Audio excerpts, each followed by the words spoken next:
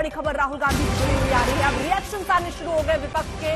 राहुल गांधी सीधे तौर पर ये कह रहे हैं कि कुर्सी बचाने का ये प्रयास है, तुष्टीकरण एक तरीके से सहयोगी दलों का तुष्टीकरण किया है। राहुल गांधी सीधे तौर पर ये कह रहे हैं दूसरों राज्यों की कीमत पर सहयोगी दलों को दिए गए हैं। और यहां पर क्योंकि नीतीश को करीब 49,000 करोड़, नायडू को 15,000 करोड़ दिए गए और इसको लेकर अब विपक्ष निशाना साधते नजर आ रहा है। ममता बनर्जी यानी टीएमसी की पार्टी भी ये कहती हुई नजर आ रही है कि देखिए दोनों को साधने की कोशिश, कुर्सी को साधने की कोशिश हो रही है। इस तरह दो राज्यों का ही भला किया गया है, दूसरे राज्यों की कीमत पर सहयोगी दलों को फायदा पहुंचाया गया। कांग्रेस के घोषणा पत्र को ही यहां पर रखा गया, दूसरे राज्यों की कीमत पर सहयोगी दलों को दिया गया है। साथ ही साथ राहुल गांधी ये भी कह रहे हैं कि कांग्रेस के घोषणा पत्र को कट और पेस्ट किया गया है।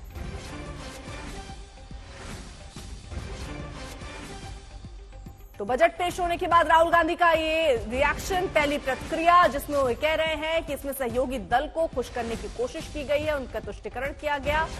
और साथ ही साथ न सिर्फ वो ये आरोप लगा रहे हैं बल्कि ये भी कहते हुए नजर आ रहे हैं कि कांग्रेस के मैनिफेस्टो की कॉपी है।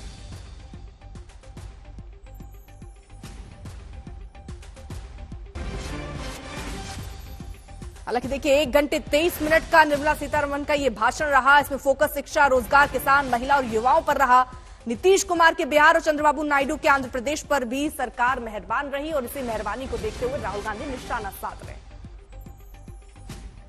वित्त मंत्री निर्मला सीतारमण ने अहम मुद्दों पर अपने बजट भाषण में क्या क्या ऐलान किया, अब जरा आपको वो सुनवाते हैं।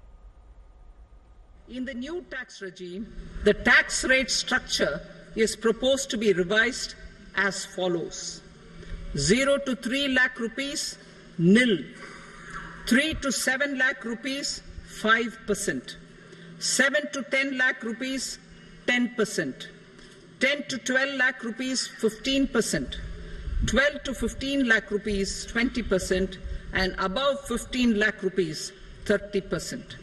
As a result of these changes, a salaried employee in the new tax regime stands to save up to 17,500 rupees in income tax. तो इस बजट में उत्तर प्रदेश को क्या मिला, ये पूछा अखिलेश यादव ने। मुख्यमंत्री मोदी ने उन्हें जवाब भी दिया। जो बातें आंकड़ों के हिसाब से बड़ी बड़ी कही जाती हैं, जो इनके प्रोजेक्ट चल रहे होंगे वो प्रोजेक्ट कोई समय पर पूरा नहीं हुआ है इनका। अब मान लीजिए सरकार बचानी है तो अच्छी बात है कि बिहार को, आंध्र प्रदेश को कुछ विशेष पैकेज या विशेष योजनाओं से जोड़ा गया है। लेकिन उत्तर प्रदेश जैसा प्रदेश जो प्रधानमंत्री देता है, क्या वहाँ के किसान के लिए कुछ बड़े फैसले हैं? किसान की फसल की पैदावार, उसकी कीमत के लिए क्या? तो जब सवाल अखिलेश यादव पूछ रहे हैं तो मुख्यमंत्री योगी जवाब देते हुए नजर आ रहे हैं। हालांकि प्रधानमंत्री अब से थोड़ी देर पहले आए थे, प्रधानमंत्री ने भी बताया कि किस तरह ये बजट हर वर्ग के लिए एक तरीके से सही लिया गया फैसला है, जो विकास की तरफ देश को आगे बढ़ाएगा, जिसमें महिलाओं के बारे में बात की जा रही है, जिसमें युवाओं के बारे में बात की जा रही है, रोजगार बढ़ाने पर जोर दिया गया है, क्योंकि रोजगार एक ऐसा मुद्दा जिस पर सरकार लगातार घिरते हुए नजर आती रही है और इसलिए एक कोशिश सरकार की यहां पर रही है। उसके अलावा आपको जरा हम ये भी दिखा दें किस तरह इनकम टैक्स स्लैब में बदलाव हुए। पुरानी यानी है तो नई रिजीम ही, लेकिन पहले क्या था और अब में क्या है वो भी हम आपको अंतर साथ ही साथ दिखा रहे हैं। दो आप स्लैब में अंतर देखेंगे। 3 से 6 में जो 5% लगता था, 3 से 7 में 5% टैक्स लगेगा। वहीं 6 से 9 में 10% लगता था, तो अब 7 से 10 में आपको 10% टैक्स देना होगा। उधर बीजेपी शासित 2 राज्यों के सीएम ने बजट को अच्छा बताया है।